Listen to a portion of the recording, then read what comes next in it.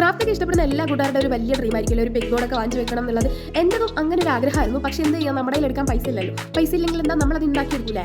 അപ്പം ഇപ്പം ഇത് ഉണ്ടാക്കാനുള്ള റീസൺ വേറൊന്നാണ്. കാരണം നമ്മുടെ ഗിവ് അവേ വിന്നർ ഒരു കമന്റ് ഇട്ട് കണ്ടു. അതായത് നമ്മുടെ ഗിവ് അവയുടെ വിന്നറായ കമന്റ് അതിൽ പറഞ്ഞേക്കുന്നത് നമ്മുടെ വീഡിയോസൊക്കെ അടിപൊളിയാണ്, പക്ഷേ ബാക്ക്ഗ്രൗണ്ട് കാണാൻ അത്ര ഭംഗിയില്ല എന്ന് പറഞ്ഞിട്ടാണ്.